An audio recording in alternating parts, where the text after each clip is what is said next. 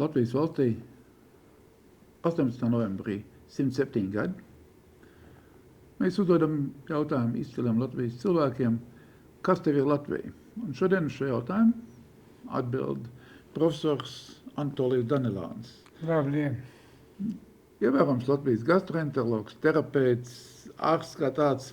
Profesor, kas ir Latvija no gastroenterologa skatu punkta? Kolēģi, es drīzāk pateikšu nevis no gastroenterologa, arī no gastroenterologa, bet no savas dvēseles. Pirmā tāda atslēgas vārdi daži būs. No. Pirmo es pateikšu, esmu lepns. Esmu lepns, ka esmu Latvijā, kā ir latvietis. Īstenībā esmu čangals, vai ne, bet tas nekas. Čangali ir latgaļi, ir latvieši, īsti latvieši. Tāpat kā čūļi ir latvieši, ir čangali. Mēs visi esam latvieši. Un es esmu lepns. Es esmu lepns, ka es esmu latvietis. Tā kā viens vārds es lepns.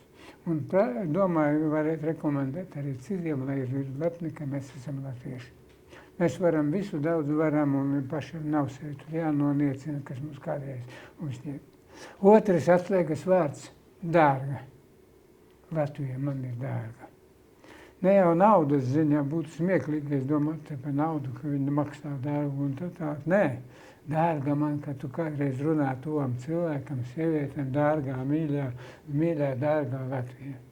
Man viņa ir dārga.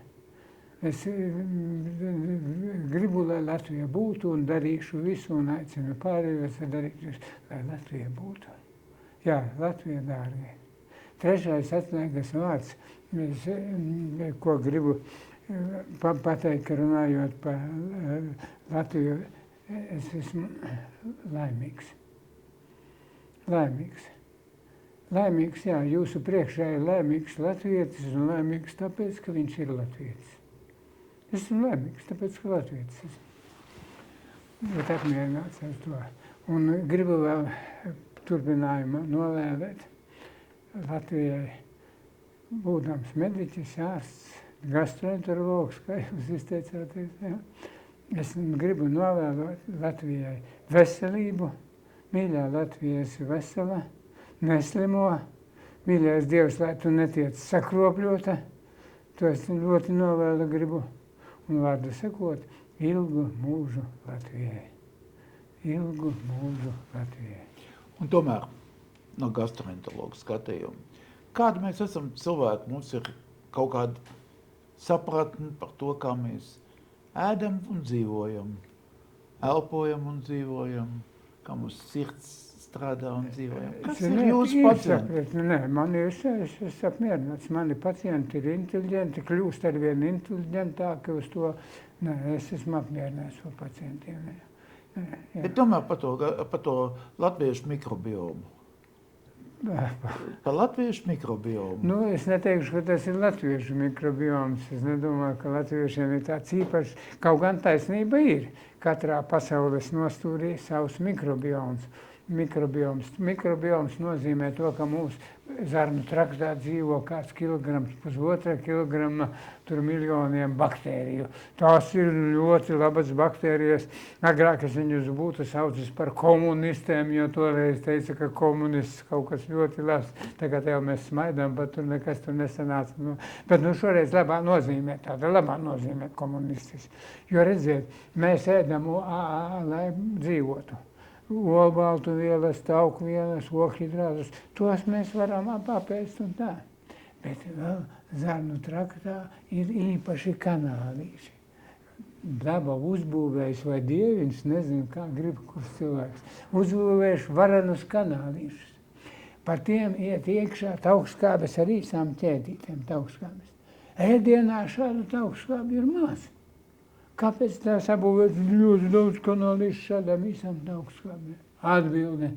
Tāpēc, ka šīs taukskābes ražo mikrobiomus, baktērijas.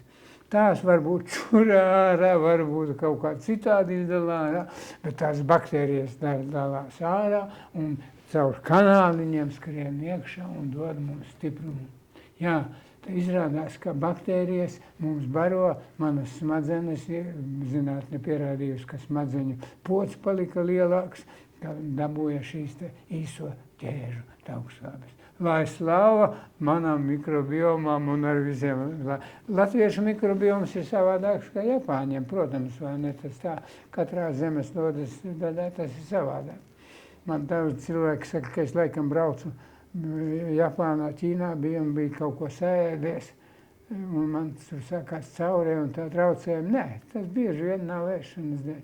Bieži tas ir tāpēc, ka viņš pabija savādākā mikrobu pasaulē. Ķīnā citādi, Latvijā citādi.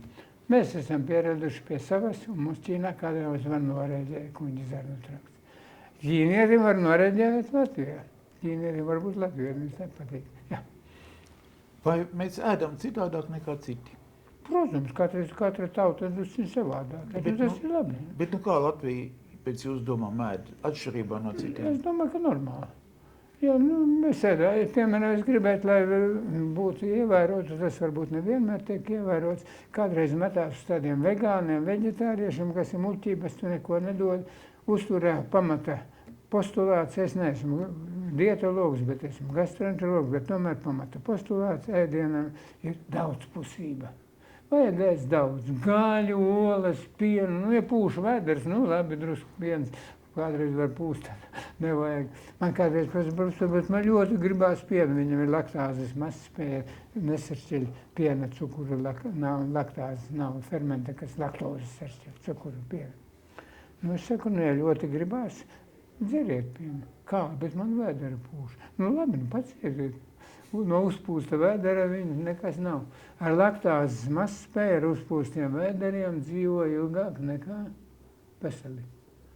Ilgāk, ka dīvaini liktos, kā tad ēldē dzīvo. Tāpēc, ka laikam uzpasēties, vēdera pūtiens liek drusku uzpasēties, mazāk šņābi, mazāk alkoholu, mazāk nikotīnu, medikamentus, nodarbojas kustīgi, sportu, izguļās. Jūs visu mūžu esat mācījis studentus. Kādi ir studenti 50 gadus atpakaļ vai šobrīd? Ja, īsi sakot, šobrīd ir gudrāki. Jā, gudrāki. Un nav dzērājiem, jā, vēl te runāt, ka mums te liela problēma dzeršanas alkohols. Jaunieši nedzer. Mēs vēl veči kādreiz tur ieraujam, un es gan nedzeru, bet ir manā kolēģi, kas ierauja. Nē, bija nodaļās svinības,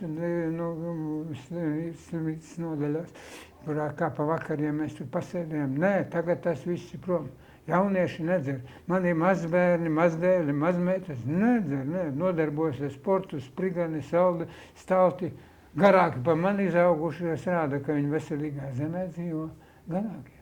Latviju meitenes jaunietis ir Eiropas Savienībā laikam 1. vai 2. vietā. Laikam 1 centimetru atpaliek no 1. vietas. Garas kā kārtis. Kāpēc? Tāpēc, ka dzīvo brīvā zemē, tāpēc, ka labi ēd, labi kustās, un arī tāpēc, ka dzīvo brīvā zemē. Jā, es uzskatu, ka tāpēc ir. Puiši arī gari. Ne tikai gobzemes ir garš, bet gari puiši kopumā. Labi, paldies, profesor. Paldies par stāstījumu.